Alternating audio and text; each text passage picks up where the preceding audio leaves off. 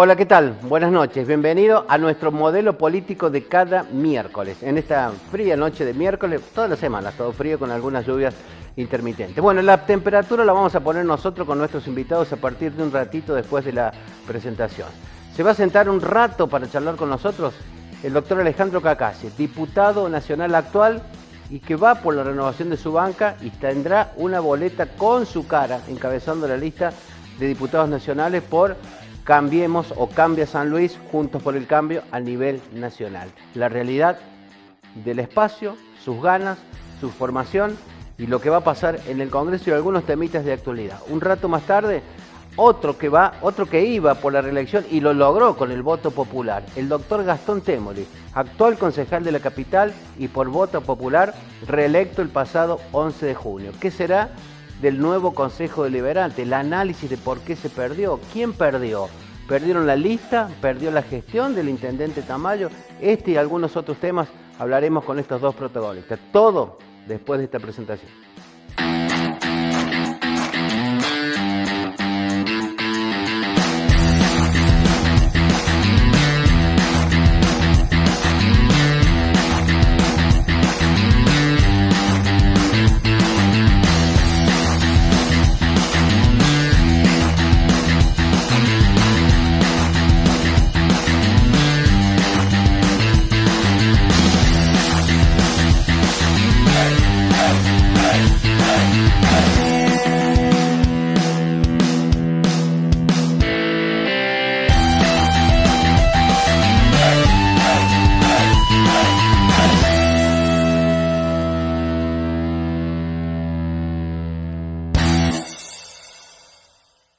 Y vamos a continuar con la temática de lo que va a ser los próximos pasos del domingo 13 de agosto, que la verdad no pasa nada. Cuando hablábamos de junio, decía, uy, falta un montón. Junio ya pasó para el otro lado, ya hubo elecciones, ya hubo definición del electorado puntano, cuyo electorado el próximo 13 de agosto tendrá que volver a visitar las urnas para la primaria abierta, simultánea y obligatoria para elegir legisladores nacionales.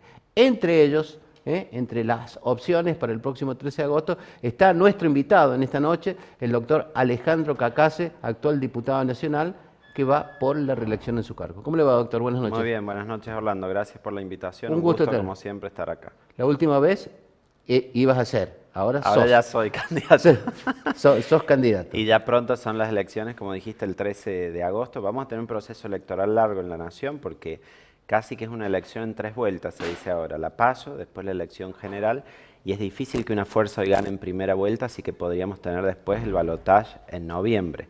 Así que son 3 instancias en el proceso electoral para que los ciudadanos decidan.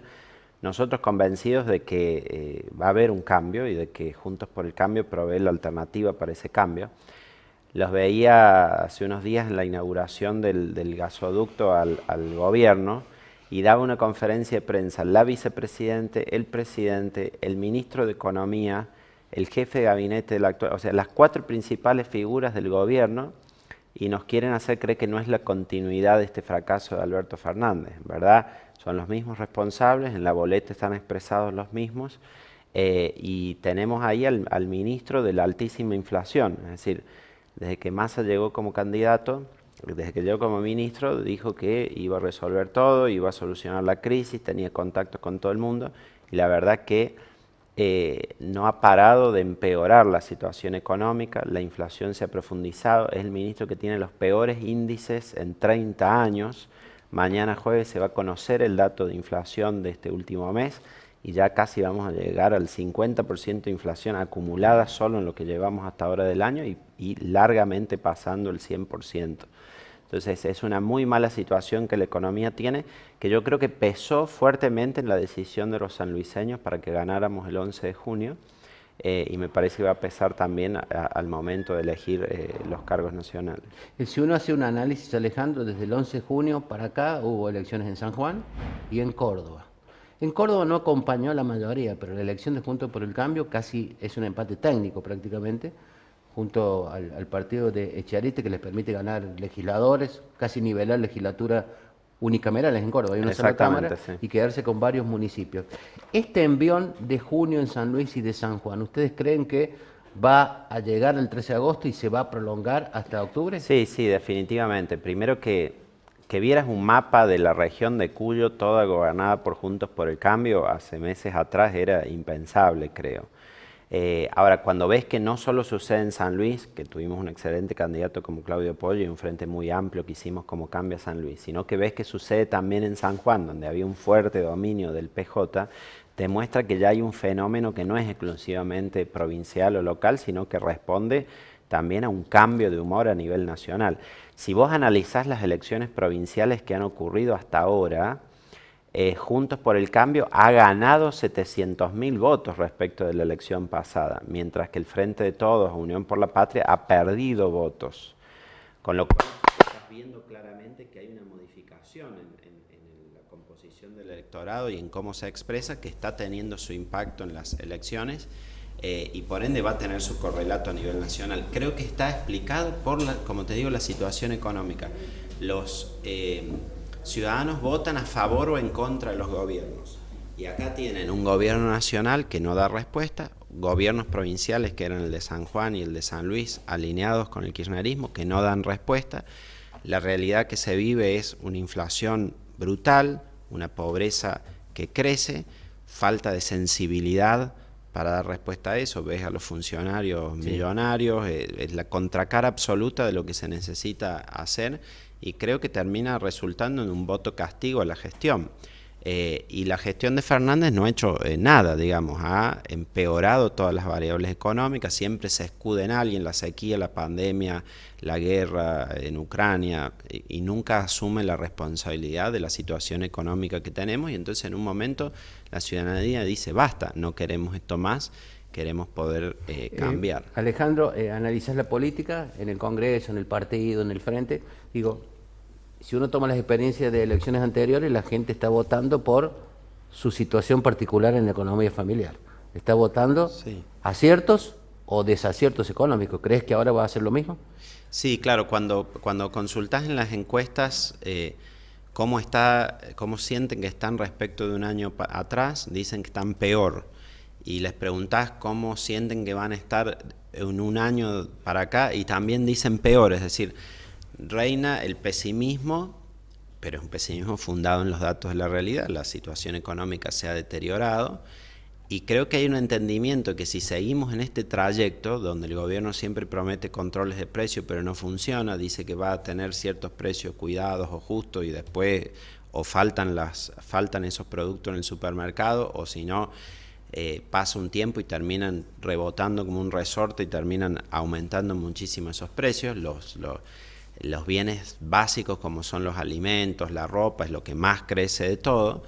Entonces hay un entendimiento que si seguimos en esa misma trayectoria vamos a la decadencia argentina, la decadencia de la economía familiar, familias que se endeudan, que tienen cada vez deudas más abultadas en tarjetas de crédito, en préstamos bancarios y que no ven salida a eso.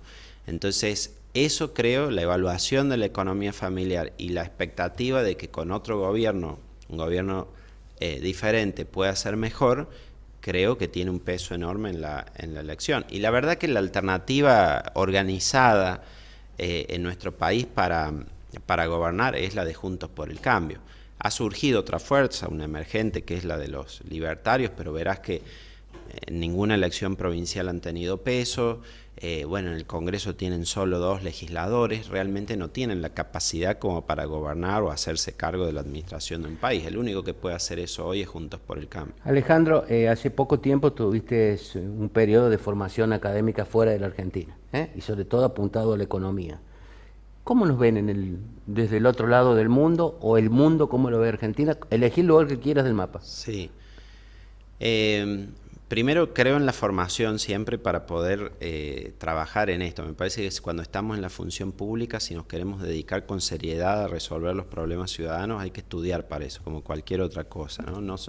Me parece que hay que terminar acá con los improvisados, de que llegan y dicen, tenemos soluciones sobre las cuales ni han analizado, ni han pensado, ni han visto siquiera lo que pasa en otros países y cómo se resuelven los problemas. Por eso es que fui a hacer esa formación en Estados Unidos, en la Universidad de Harvard. Dicho eso, ¿cómo nos ven? Bueno, nosotros tenemos la idea por ahí de que somos el centro del mundo y todo el mundo está pensando en nosotros. No, la verdad es que Hoy la agenda del mundo pasa por el comercio entre China y Estados Unidos, por cómo meterse en las cadenas de valor a nivel global, cómo crecen las economías, y nosotros estamos tan fuera de eso, porque nosotros no podemos siquiera estabilizar nuestras variables económicas. Entonces, mientras otros discuten cómo aumentar el comercio, cómo hacer más tratados de libre comercio, integrarse, tratar de meterse más en la economía mundial, cuando hablan de Argentina dicen, bueno, es aquel país que nunca puede ordenar su macroeconomía, vive con problemas de inflación, de déficit fiscal, que se endeuda y después no paga la deuda. Esa es la imagen nuestra, de bajísima credibilidad en estos temas económicos, de un país bastante aislado, porque fíjate, nosotros tenemos acuerdos con apenas el 10% de la economía mundial. En un ranking de 15 países somos el menos integrado del comercio en toda América Latina, comparado a Chile, por ejemplo, que tiene acuerdos con el 80% de la economía mundial. Y te termina sorprendiendo cómo hay, por ejemplo, empresas que hacen visitas o buscan trabajar con países como Chile, Uruguay, que son mucho más pequeños que nosotros, sí, economías muy inferiores a la nuestra, pero que no se relacionan tanto con nosotros porque ven que acá lo que acordás después no se cumple. ¿No somos confiables? ¿No somos creíbles? No, no somos confiables porque no mantenemos la palabra en el tiempo, no tenemos instituciones estables. Le prometés a alguien una regla de juego y después a los 5 años o menos se la cambiás con otro gobierno. Lo de la deuda es lo más explícito. Nosotros cada vez que decimos vamos a reestructurar la deuda, vamos a declarar el default, no vamos a pagar, nos creemos vivos porque creemos que estamos peleando contra alguna conspiración internacional. Y de afuera lo que dicen, ¿y para qué vas a invertir ahí si después no tenés seguridad jurídica? ¿Para qué vas a prestarles ahí si después no te lo devuelven? Y eso va deteriorando nuestra credibilidad. Y se ven los números. Cuando vos ves el número del riesgo país, por ejemplo, el riesgo país, que es, che, cuidado con ir a prestar plata ahí porque no te la devuelven. Y eso no solo perjudica al Estado en su necesidad de financiarse, sino que perjudica también a nuestras empresas. Nosotros tenemos empresas de primer nivel de exportación y que son hasta multinacionales, pero que después cuando salen al mercado le dicen... ¿Y quién nos presta con ese grado de desconfianza y de poca o nula credibilidad? ¿Quién nos presta? ¿China? Bueno, primero te prestan como te presta el usurero. ¿Viste cuando no tenés a nadie ya quien pedirle préstamo? Y bueno, aparece el usurero y te dice, bueno, yo te presto, pero a una tasa exorbitante. El riesgo país nuestro es ese. Cuando vos decís 2.200 puntos, ¿qué significa? Que pagás 22 puntos más que lo que paga Estados Unidos por un bono del Tesoro a 10 años. Entonces ellos se endeudan al 2% anual, nosotros tenemos que pagar una tasa de interés de 25% en dólares, que es prohibitivamente alta. Entonces, o accedemos a la tasa de usurero, o el único que nos presta es el Fondo Monetario Internacional, que está para eso.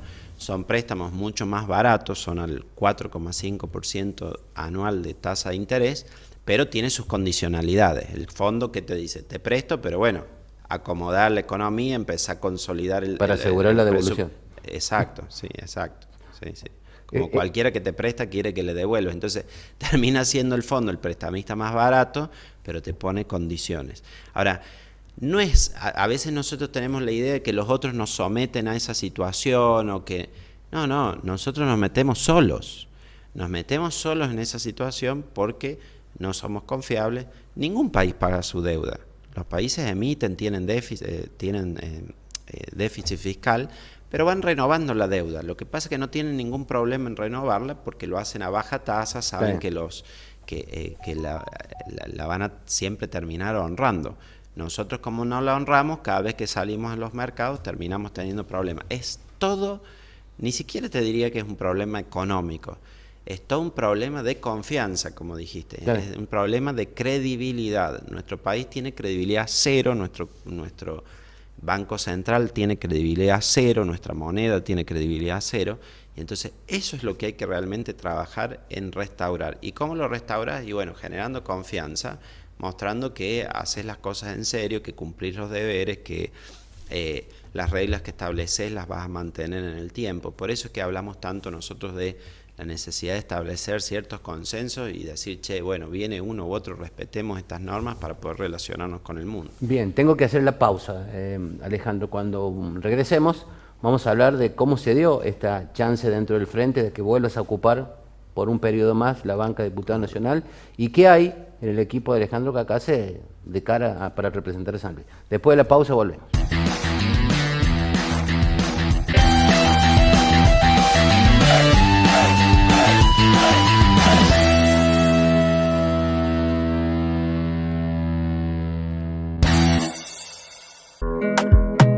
Estamos en conocimiento de las conexiones clandestinas. Colgarse del cable es robar. Estamos trabajando para erradicar este delito que nos perjudica a todos. Es un mensaje de Megacable. ¿Necesitas dinero en efectivo? Nosotros te canjeamos tu decodificador o tu módem Cisco que esté en desuso por plata al instante. Tráelos a nuestras oficinas en San Martín 361 o 25 de mayo 1042. Y aquí te damos tu dinero.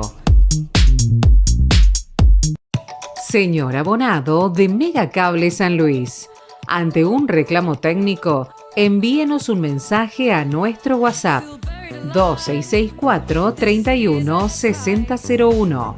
Recuerde, 2664 31 6001. Una opción más para estar conectados.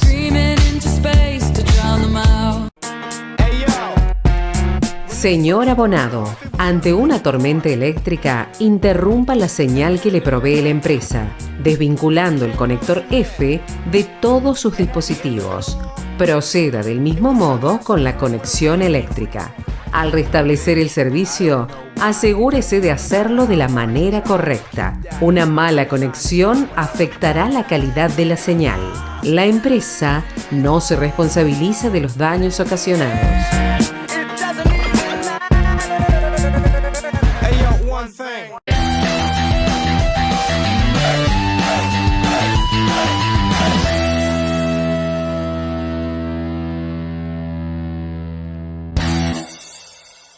Y regresamos ya con la pregunta del diputado nacional Alejandro Cacase y la pregunta con otra pregunta. Digo, ¿por qué las ganas, por qué la definición del espacio? ¿Era algo consensuado, Alejandro, de volver a intentar quedarse con la banca por un periodo más? Sí, primero hemos trabajado muy bien dentro del frente que armamos en San Luis. Tuvimos este resultado, este triunfo el 11 de junio, que nos ha dejado obviamente muy contentos y con muchísima expectativa de lo que se va a hacer a partir del 10 de diciembre cuando comience el gobierno de Claudio Poggi y queríamos seguir trabajando juntos para estas elecciones nacionales. Entonces conformamos el frente, esas fuerzas que integran Juntos por el Cambio, que son Avanzar, el PRO, la UCR, el GEN, y hemos conformado una lista plural que tiene representantes de todos esos partidos, ¿no? Que integran todos contentos, ¿no? Sí, sí. Porque cuando elegís siempre hay uno contento y otro no tanto. No, pero acá bien porque bueno, cada partido pudo nominar a sus representantes. Va Gabriela González Riolo, que sé que estuvo hace unos días con vos, cabezando en el Senado, que continúa la tarea de Claudio Poggi en el Senado. Bueno, Claudio como líder de Avanzar, hay dos integrantes que son el segundo senador, que es Federico Tromboto, y la segunda diputada que me acompaña a mí, Valeria Lange, que pertenecen a su partido. Yo voy por la Unión Cívica Radical como candidato a diputado. Y a mí un poco me dijeron, tenés que seguir ahí, porque yo has visto, fue una imposición. Y es que llevo adelante muchos de los debates económicos en la Cámara. También, he sido el miembro informante del presupuesto, del acuerdo con el Fondo Monetario Internacional, de varios de los temas impositivos, y todos esos constitucionalmente son Cámara de origen, la Cámara de Diputados. Se dan ahí esos debates, los principales debates de política pública. Entonces medio que me dijeron tenés que seguir ahí. Y así es que integro con esta fórmula de Larreta y Morales como presidente y vicepresidente esa representación. Y acá, bueno, quienes me acompañan de los distintos sectores del partido avalaron eso. El propio sector que yo integro, Evolución, también todo el sector que integran los intendentes. Juan Manuel Rigau nos acompaña ahí en el Parla Sur. Juan Álvarez, que es el presidente del partido, e intendente Merlo, que ha obtenido más del 60% de los votos, también nos acompaña ahí en Merlo. Marcos Espósito en Unión. Es decir, todos estos intendentes jóvenes también del partido están trabajando junto con nosotros. Y sí, estamos haciendo una campaña contentos y entendiendo también que esto es parte de un proyecto para poder cambiar el país y la provincia, porque a mí me ha tocado, Orlando, ¿sabes?, ser diputado estos años, pero siempre en la oposición, tanto en la provincia bien, como en el cierto, país, ha sido siempre en la oposición.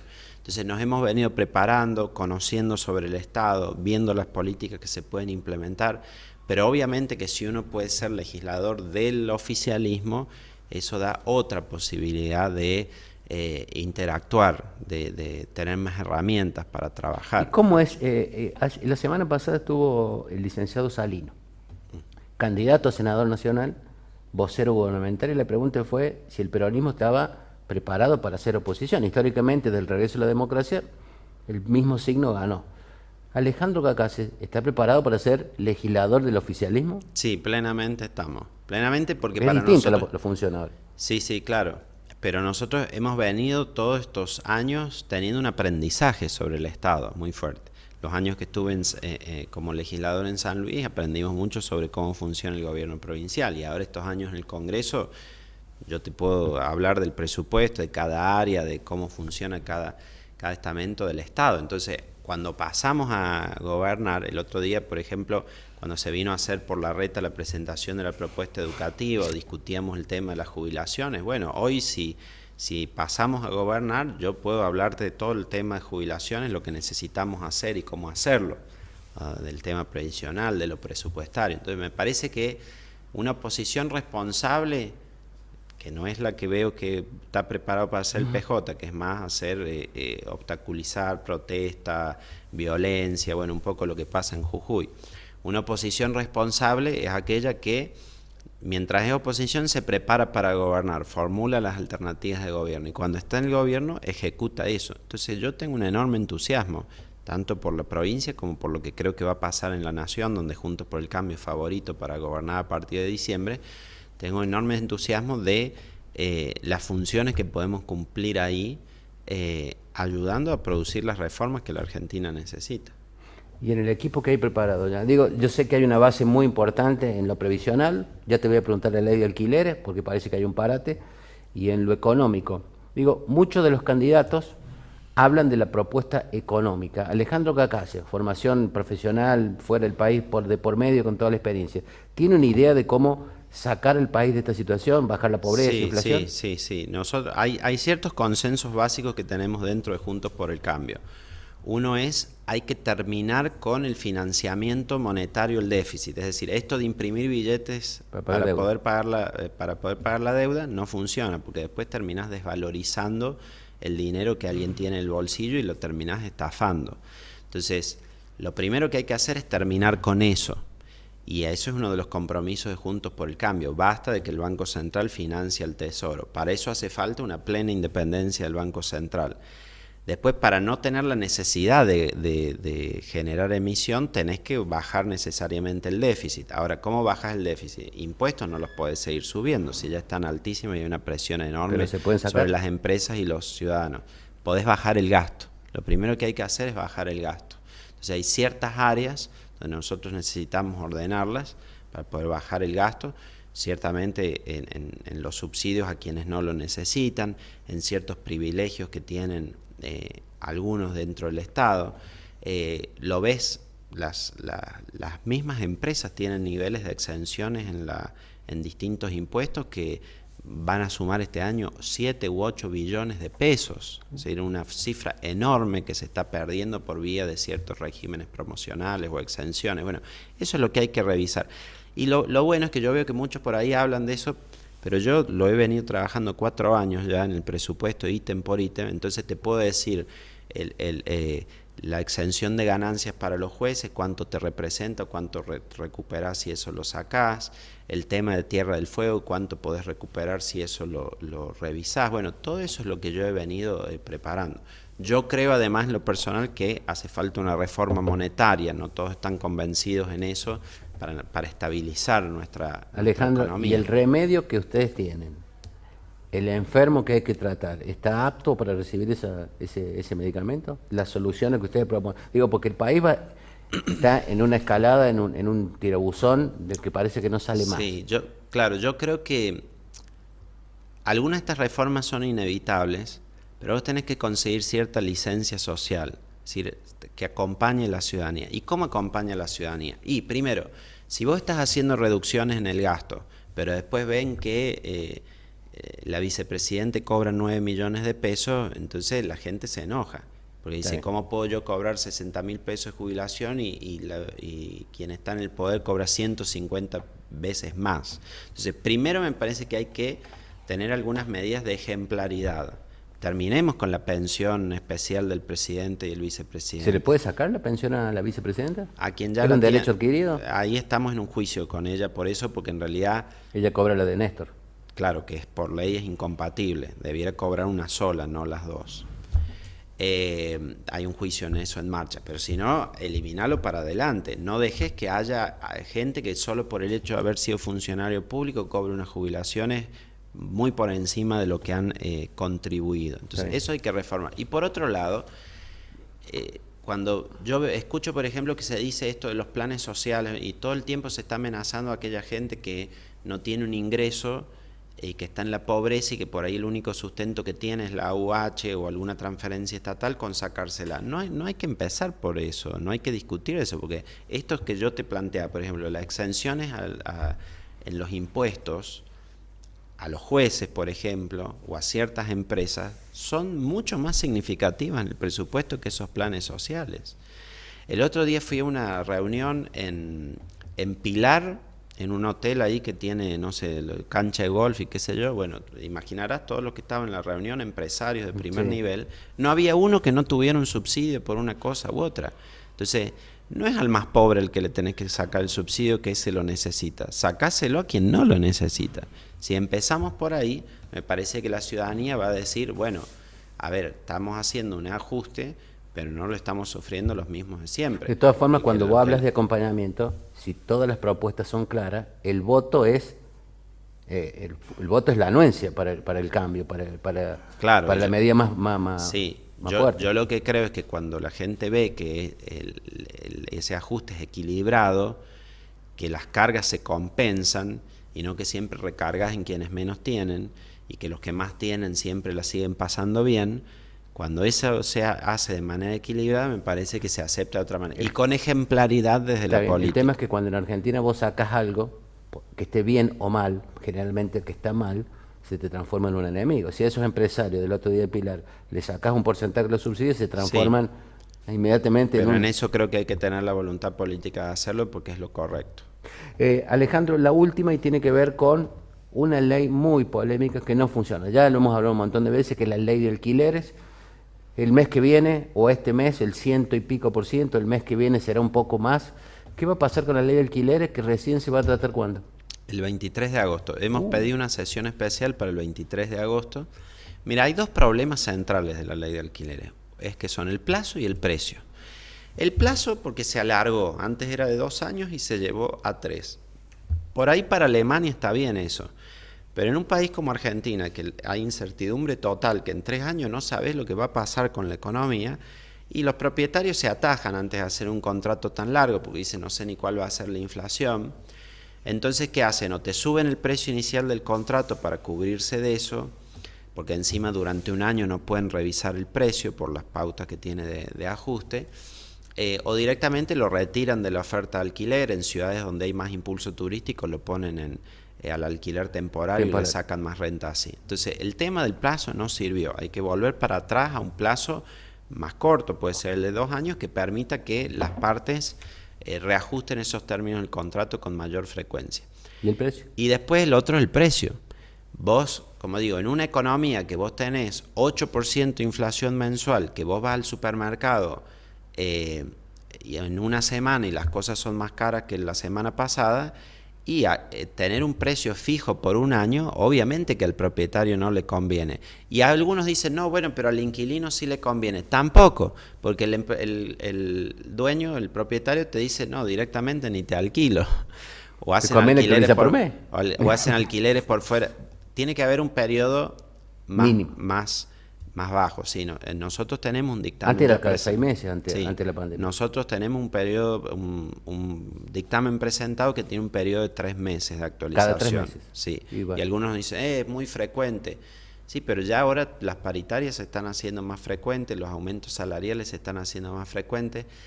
Y es simplemente un reconocimiento de cómo está operando la realidad de nuestra economía. Obviamente, yo ya he dicho en el Congreso, podemos hacer la mejor ley de alquileres del mundo, y si seguimos teniendo 100% de inflación no va a funcionar nada, como hay, viste, problemas con los créditos UVA. Sí. El Congreso hoy es una oficina de atención de problemas surgidos por la inflación. Pasa por esto, por el problema de inflación. Si no resolvemos eso y no tenemos estabilidad, no se va a resolver nada.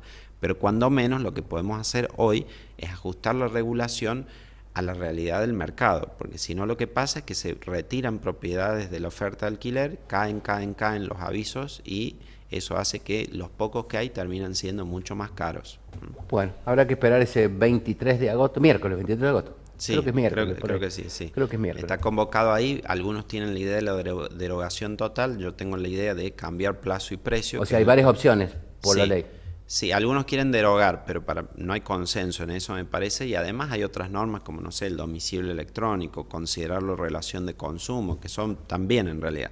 El problema central es plazo y precio, por eso yo he propuesto un dictamen junto con otros diputados, lo han firmado casi 126 digamos, las fuerzas que están representadas en ese dictamen. Casi la mitad de la Cámara. Casi la mitad, pero faltan 3 votos. Ah, faltan 3, claro, para la mayoría. Faltan 3 votos para la mayoría. Yo soy coautor de ese ¿Quién dictamen. los convence esos 3?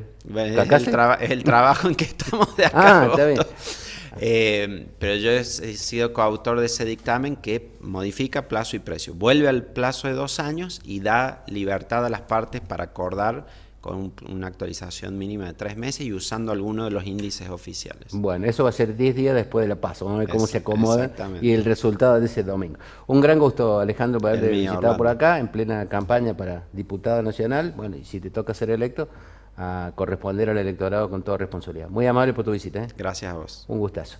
Tenemos que hacer la pausa, nos queda un pedacito del programa, no te vayas.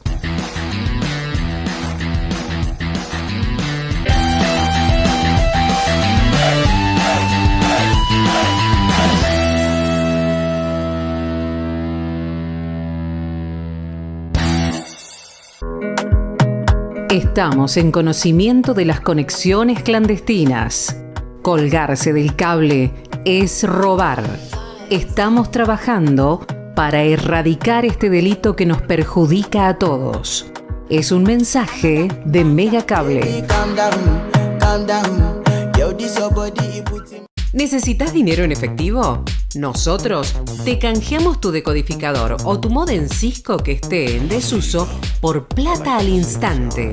Tráelos a nuestras oficinas en San Martín 361 o 25 de mayo 1042. Y aquí te damos tu dinero. Señor abonado de Megacable San Luis, ante un reclamo técnico, envíenos un mensaje a nuestro WhatsApp 2664 31 6001. Recuerde, 2664 31 6001. Una opción más para estar conectados.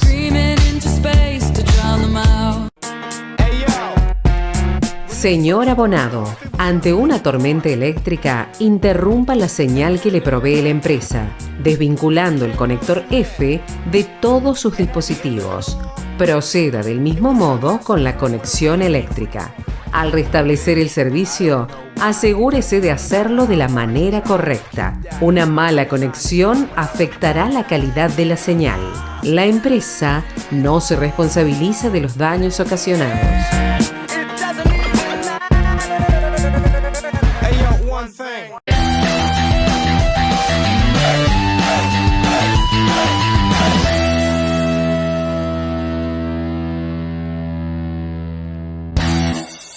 Y abrimos el último bloque que va a significar también el cierre del programa. Ya hemos hablado con uno de los actores centrales de la representación que tendrá San Luis en el Congreso Nacional. Y ahora vamos a venir al ámbito local. Va a ser más local esta parte. Y vamos a recibir en esta noche de Modelo Político al doctor Gastón Témuli, actual concejal por la capital y concejal reelecto en la última elección. ¿Cómo anda, Gastón? Buenas noches, un gusto tenerte por acá. Muy buenas noches, un placer, gracias, muchas gracias por la invitación. Bueno, más responsabilidad, te eligieron hace 4 años, te reeligen otra vez. ¿Cómo tomás este tema? Y después vamos a hablar de un análisis de la elección. ¿Cómo tomás esta renovación de confianza de la gente de la capital? Con mucha responsabilidad, con gran responsabilidad. Como bien indicás, el pasado 11 de junio, nuestro espacio político, Unión por San Luis, obtuvo 4 bancas en el ámbito del Consejo Deliberante de la ciudad y tuve el honor de encabezar la lista de concejales, Celeste Unidad, de nuestro espacio, así que nuevamente reelecto por 4 años, una gran responsabilidad que claramente seguiremos honrando como lo venimos haciendo. ¿Es una renovación a los concejales? ¿Es un apoyo a la gestión del actual intendente Tamayo, que si bien también ponía en juego su cargo, no lo pudo lograr? ¿Qué crees vos, por qué lado los eligieron? Yo lo consigo así. Yo creo que son altísimas responsabilidades ambas. La que tiene a partir del 10 de diciembre quienes resultaron ganadores de la elección, ¿no? Porque el pueblo de la ciudad de San Luis, los vecinos y vecinas, los eligieron para gobernar, ¿no? Ellos decidieron que sean otros quienes gobiernen y administren la ciudad capital, y a nosotros nos asignaron una altísima responsabilidad, que es la de ser opositores. Nosotros a partir del 10 de diciembre vamos a ser oposición, y esa es una gran responsabilidad, ¿no? Que también, digamos, asumimos con mucho respeto y vuelvo a decir con responsabilidad. Una oposición que tiene en ese rol que nos asignó la ciudadanía, ¿no? Por supuesto con los ojos bien abiertos, controlar la gestión, proponer también, ¿no? Pero controlar fundamentalmente, así que estamos honrados. Yo concibo de esa manera, ¿no? Me parece que a través del acto democrático los vecinos y vecinas de la ciudad asignan roles en el ámbito de la realidad política. Y a nosotros, a partir del 10 de diciembre, nos toca ser opositores. Pues sabés, Gastón, ahí en ese lugar estuvo la semana pasada el licenciado Salinos, candidato a senador nacional. Y la pregunta te la vuelvo a repetir, quizá no sean las mismas palabras. Históricamente, después del regreso a la democracia, el peronismo ganó todas las elecciones de definiciones de poder. O era el intendente o era el gobernador. Y la pregunta fue, ¿están preparados o se prepararon para hacer oposición? Porque todos juegan a ganar, todos quieren ser electos como ganadores, pero el electorado los ha colocado como oposición. ¿Están preparados para hacer oposición? Yo creo que sí. Yo creo que sí, que estamos preparados para hacer oposición. De hecho... Porque es un rol que no han cumplido. Vos me conocés a mí, sí, yo vengo de sectores opositores, sí, años atrás. Sí, señor. No es un rol que me sea ajeno a mí, el de ser opositor. Quien repasa, digamos, mi historia sabe que he sido oficialismo y he sido oposición. Yo creo que lo fundamental, y parto de esa base de la buena fe, es que aquel hombre, aquella mujer que está, digamos, en la arena política, el primer objetivo que tiene es hacer todo lo que esté a su alcance para mejorar la calidad de vida de aquellos a quienes representa, ¿no? Sea con el rol de oficialismo o sea con el rol de oposición. Me parece que ese es el principal objetivo. Después, en lo personal, como te dije recién, no me es un rol ajeno. He sido varias veces oposición y creo que el espacio político, porque en estos 40 años, como bien decís vos, en esta realidad y en este devenir de la realidad política de San Luis, se han ido amalgamando y conformando distintos espacios políticos. En el que hoy tenemos, el espacio político que hoy representa Unión por San Luis, está compuesto por, digamos, fuerzas que fueron oficialistas, otras que fueron opositoras. Digamos, es un conjunto de fuerzas que hoy coincidimos en una manera de ver, te diría, la ciudad de San Luis, pero también la provincia y también el país. Así que creo que hay hombres y mujeres dentro de nuestro espacio que claramente, primero, no les es ajeno el rol de opositor y que están absolutamente preparados para cumplirlo. La definición del 11 de junio colocó algunas caras repetidas, Gastón Témuli, Julieta Ponce, y colocó caras nuevas en el Consejo, ¿no? Sobre todo los sectores o quienes serán el oficialismo municipal. ¿Cómo prevés o cómo pensás que va a ser el Consejo a partir de diciembre? Un Consejo, recordemos que nosotros, tal como quedó configurado el Consejo Deliberante, vamos a tener una mayoría, sí, ¿no? Son 15 miembros. Mayoría simple, sí. Una mayoría simple, 8 a 7. 8 va a estar conformado el bloque, lo que creemos que va a ser el bloque Unión por San Luis y creemos que va a ser el bloque Cambie San Luis. Yo creo que va a ser un consejo deliberante de opositor, con un rol de oposición firme, claro, insisto, entendiendo la oposición como ese rol de control, de contralor que tiene un poder respecto, en este caso, del Poder Ejecutivo, pero a su vez también la manera de acuerdo con la cual yo concibo la oposición es un rol propositivo, ¿no? No esa oposición que no pone... No lo que nos quejamos nosotros en reiteradas oportunidades, y me habrás escuchado aquí y en otros lugares, esa oposición que pone palos en la rueda por poner palos en la rueda, o que es la oposición por la oposición misma. Yo concibo de arranque una oposición constructiva y con una profunda vocación de diálogo. Por supuesto, como son los ámbitos legislativos, vos proponés el diálogo, a veces se arriban a consensos y a veces no se obtienen los consensos y hay diferencias. Yo creo que va a tener esa impronta. Pero esa mecánica es natural. Sí. El tema, ¿sabés cuál es? El tema es cuando no hay propuestas. Porque vos podés proponer la oposición o el rol de ustedes, porque se me hace una confusión entre oposición y oficialismo, porque en diciembre va a ser distinta. Pero el tema es cuando no hay diálogo, no hay para discutir o para dialogar, negociar, tiene que haber dos. Sin dudas. Y muchas veces el Consejo nos ha entregado jueves magros, en cuanto no baja, no debate. Y el otro tema era, mucho se habla de la transición. Hay mucho tiempo desde junio a diciembre. Hubo un gesto del intendente Tamayo de felicitar al ganador, que era el doctor Gastoniza, y llevar adelante una transición que no debería ser un hecho inédito, pero parece que en Argentina es inédito la transición. No sé si ha progresado este contacto Tamayo-Isa, la verdad que no lo conocemos, pero al menos hubo un gesto. ¿Cómo prevés vos la transición? Si a vos te consulta algún concejal de tu espacio o de otro, digo, ¿estás abierto a la consulta, a colaborar en una transición? Sin duda, siempre lo que sea mejor para la ciudad, siempre. Coincido, sé que hubo gestos de ambas partes, o sea, comunicaciones, ¿no? Para felicitar y demás. Desconozco si eso ya se profundizó en un diálogo. Está claro que desde el 11 de junio al 10 de diciembre hay 6 meses, donde también se da esto que bien decías vos, tiene que convivir una transición, habría que ver a partir de cuándo, si tiene que ser ya o más cercana a la fecha de entrega, pero también hay 6 meses donde los problemas y la realidad de la ciudad, vos sabés muy bien que la ciudad es, digamos, de todos los días, vos te levantás y tenés un listado de temas que tenés que resolver, porque es la inmediatez y la urgencia permanente. Bueno, entonces hay que, digamos, ahí conjugar ambas cosas. El hecho de seguir gobernando porque quedan 6 meses, ¿no? Medio año, y también, digamos, ir preparándonos para lo que es la entrega del mando para quienes van a gobernar el próximo Porque en el medio va a haber varias cositas. Bueno, va a haber una paso de por medio. Es un mes menos porque van a estar todos en campaña.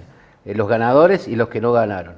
Pero luego va a haber un sprint final de 5 meses donde va a estar la tarifaria, las cuentas de inversión, el presupuesto. Y es como que si el presupuesto, no digo que lo analice, lo van a sancionar ustedes, pero es el presupuesto de gastos para una gestión que no es la propia. Digo, ¿habrá responsabilidad? Digo, vos no conocés a Sergio Tamayo o conocés el plantel que tiene. ¿Vos crees que va a haber una transición? Algo que no se da en el gobierno provincial por ahora, y ojalá se dé. Yo no tengo ninguna duda que la vocación del intendente actual, del intendente Sergio Tamayo, es una vocación de diálogo. Lo ha demostrado en estos 4 años. De hecho, los gestos a los cuales acabas de hacer referencia se inscriben en ese sentido. Y yo doy por descontado que vamos a tener una transición, ¿no? Por supuesto, tomo tus palabras. Para que haya una transición ordenada, respetuosa, ¿no? Las dos partes, necesitan dos, tienen que tener, digamos, vocación de diálogo y sobre todo vocación de respeto también, ¿no? Se hace muy difícil iniciar una transición ordenada cuando no es el caso de la ciudad de San Luis, lo aclaro, pero cuando, digamos, se adjetiva permanentemente, digamos, entre una fuerza con respecto a la otra, los que resultaron ganadores respecto de los que resultaron perdedores. Ahí, cuando uno quiere hacer una transición, se baja la espuma, bajan los ánimos y nos sentamos en una mesa y tratamos de hacer lo mejor para la ciudad. ¿Cómo te encuentran en el segundo mandato a vos, Gastón Témoli, persona? ¿Cómo te encuentran en estos futuros 4 años como concejal? Yo me siento mucho más maduro, capaz es una obviedad lo que estoy diciendo. Después el mandato que estoy transcurriendo es mi primera experiencia legislativa y de elección por el voto popular. Por supuesto que este segundo mandato, sin dudas, y la edad también, me encuentra mucho más... Sos joven. Pero bueno, ya vamos peinando canas, como quien dice, y me encuentra mucho más maduro, teniendo muy en claro cuál es mi rol en el tablero político y sin perder de vista el objetivo que siempre nos trazamos, que me parece que siempre es lo más importante, anteponer los intereses de la ciudad de San Luis a cualquier otro interés, y el objetivo siempre es mejorar, aunque sea poco a poco, la calidad de vida de los vecinos y vecinas. Si uno tiene claro el objetivo, después el rol que la ciudadanía te asigna en el tablero político, que puede ir variando, elección tras elección, uno lo va a poder sortear con solvencia. Lo importante es nunca perder de vista cuál es el objetivo. En el análisis, ¿por qué no se ganó la elección? Mirá, Ya pasó un mes, hoy exactamente, no, hoy no, hay un poquito más de un mes. ¿Por qué se perdió? Son muchas causas. No te voy a decir nada nuevo si te digo que es multicausal, esta palabra que ahora está tan de moda. Tan de moda, sí. ¿No? Multicausal, todo es multicausal. Mirá, son muchas razones. Yo podría, dos cosas te voy a decir. Voy a enunciar, digamos, un par, y muchas otras las reservo para el vestuario, ¿no? Bien. Muchas otras las reservo para el vestuario porque creo que son temas que las fuerzas políticas, en nuestro caso, ya estamos discutiendo puertas adentro. Pero creo que la situación económica que atraviesa y venía atravesando el país, con una inflación galopante, con sueldos con los cuales no cuesta llegar a fin de mes, ¿no? Con nivel de pobreza importante, me parece que la economía nacional, el bolsillo, ¿no? Esa fibra más sensible, como decía Alfonsín, ¿no? Me parece que generó un mal humor social, y eso me parece que tuvo... ¿Vos crees que fueron factores externos, no internos? Dije que era multicausal.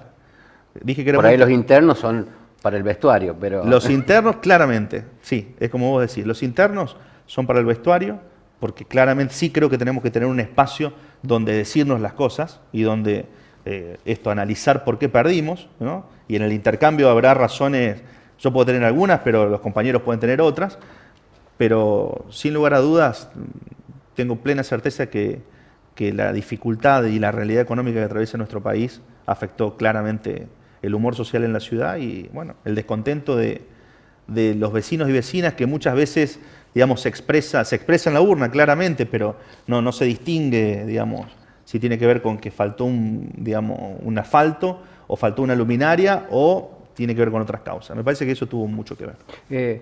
¿Sorprendió no ganar? En el ámbito de la ciudad de San Luis, sí. Sobre todo, yo sabía que la provincia estaba en disputa, ¿no? Que estaba en disputa, teníamos cifradas esperanzas que el Gato, digamos, que para mí fue el mejor candidato, se recorrió toda la provincia, se comió la cancha, como se dice en la jerga futbolística, podía ganar, pero en la ciudad de San Luis es cierto que creíamos que el intendente Sergio Tamayo iba a reelegir con tranquilidad. Bueno, eso no pasó y por supuesto, sin desmerecer, vuelvo a repetir, la ciudadanía nos asignó una altísima responsabilidad, que es la de ser oposición, y que vamos a cumplir, por supuesto, con gran responsabilidad, pero para responder la pregunta, en la ciudad de San Luis fue sorpresivo para nosotros. Sí, y sorprendió porque la ciudad tiene entre 36 y 38 circuitos electorales bien, y sorprendió que en lugares donde históricamente ganara el PJ, en esta ocasión la gente eligió otra opción, un cambio que la verdad no se daba. Cuando comenzamos a hablar, vos contaste que vos fuiste opositor al gobierno provincial. Yo te recuerdo como una de las primeras caras del Frente para la Victoria, claro, que en aquella época era un partido que no coincidía. Claro. ¿Qué fue de la vida del Frente para la Victoria? Bueno, ¿Existe, no existe? Es que vino en esto que hablábamos recién, en tantos años, o en los años que van transcurriendo, las fuerzas políticas van cambiando, ¿no? El Frente para la Victoria, bueno, vos recordarás, gobierno de Néstor Kirchner, sí, Cristina Kirchner, después se fundó Unidad Ciudadana, ¿no? En otra etapa, cuando el espacio que conducía la presidenta Cristina disputó en la provincia de Buenos Aires contra el PJ de la provincia de Buenos Aires, recordarás ese momento. Después vino el Frente de Todos, ¿no? Y ahora Unión por la Patria. Son todos frentes que se van conformando electorales, pero si lo ves en las otras fuerzas pasa lo mismo. Pasado lo mismo. Van cambiando, por ahí muchos partidos siguen confluyendo en un frente, pero bueno, van cambiando de nombre, se van sufriendo algunas modificaciones. Hoy lo que es el Frente para la Victoria, no digo que sea exactamente lo mismo que es Unión por la Patria, porque no lo es, pero mucho de lo que era el Frente para la Victoria hoy está en Unión por la Patria. ¿Te sorprendió la designación de Sergio Massa como el candidato del Frente para la Victoria versión 2023? Me sorprendió por cómo se dio, ¿no? Porque, digamos, en la previa uno podría llegar a pensar que Sergio Massa tenía apetencias para ser candidato a presidente de la Nación. Ahora, días previos, horas previas, digo 24, 48 horas previas, esa no parecía ser una hipótesis. Y vos mirabas todo lo que eran los canales de televisión nacionales, la prensa nacional, sí, las redes sociales, y se hablaban de otros nombres. Los gobernadores no lo querían a De Pedro. ¿Cómo? Los gobernadores no lo querían a Guado de Pedro como fórmula oficial. No sé si no lo querían, o fue, digamos, como vino deviniendo el proceso de negociación, digamos. Yo no sé si no lo quería, no haría esa afirmación tan tajante. ¿No los convencía? Me parece que antes que los nombres propios, lo que se buscó fue lograr un ámbito de unidad, que se logró.